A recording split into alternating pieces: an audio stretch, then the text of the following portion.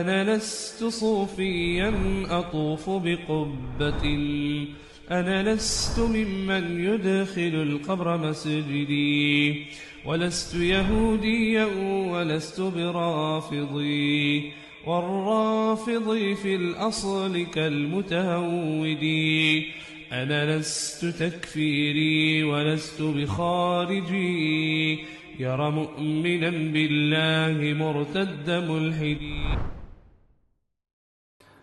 Donc à l'époque, dans la péninsule arabique, ce qui est omniprésent, c'est l'association à Allah, subhanahu wa ta'ala. Qu'Allah en soit purifié. Mais dans la péninsule arabique, avant l'arrivée de l'islam, avant l'arrivée du prophète sallallahu alayhi wa sallam en tant que messager, c'est l'association qui est présente. On associe à Allah subhanahu wa ta'ala, on adore autre qu'Allah. Alors qu'originellement, les Arabes, religieusement parlant, ils suivent la religion d'Ibrahim et d'Ismaïl. Les Arabes, dans la péninsule arabique, ils descendent d'Ismaïl et d'Ibrahim. Donc Al-Hanif, le monothéiste par excellence, c'est Ibrahim alayhi salam. Et les Arabes, ils ont unifié Allah subhanahu wa ta'ala pendant très longtemps. Jusqu'à qu'un homme appelé Amr ibn Luhay, il parte de la péninsule arabique, de la Mecque, vers la Syrie, en direction de la Syrie, et qu'il ne trouve les gens là-bas en train d'adorer des idoles. Et ça lui a plu. Étrangement, ça lui a plu. Malheureusement, ça lui a plu. Et il s'est dit, en questionnant les gens sur place, qu'est-ce que ça vous apporte d'adorer autre qu'Allah, d'invoquer autre qu'Allah? Ils disent, quand on demande à ces divinités-là, on nous répond. Quand on leur demande de l'aide, ils nous aident. Regarde comment Shaitan, subhanallah, il a joué avec eux. Et quelquefois, Allah, subhanahu wa ta'ala, il laisse le shirk avoir un impact pour éprouver les gens. Il laisse, par exemple, la sorcellerie marcher pour éprouver les gens. Et donc, ces gens-là, ils viennent te justifier que leur truc, ça marche. Donc, on a fini par adorer autre qu'Allah. Amr ibn Luhay, ça lui plaît étrangement. Et malheureusement, comme je l'ai dit. Donc, il décide de repartir avec une idole de la Syrie pour repartir à la Mecque. Avec cette idole-là qui s'appelle Hubal.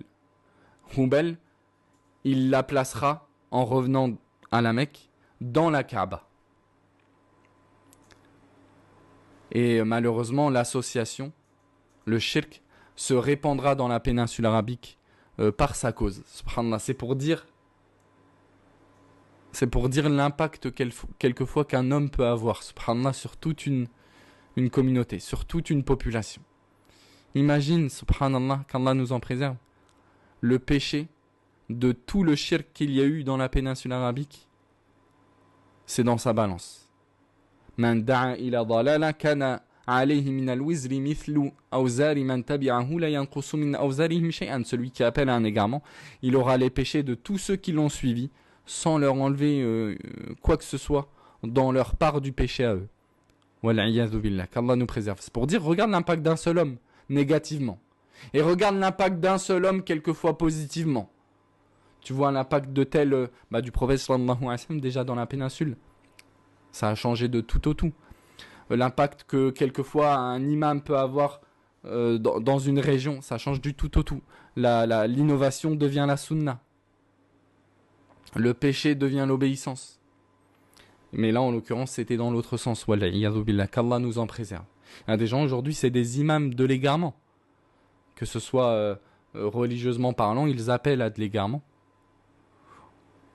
Scientifiquement parlant, ils enjolivent leurs ambiguïtés, leur mauvaise compréhension de l'islam et ils répandent leur poison dans la communauté. Et ça, il y en a une pléthore de ce genre de gens-là.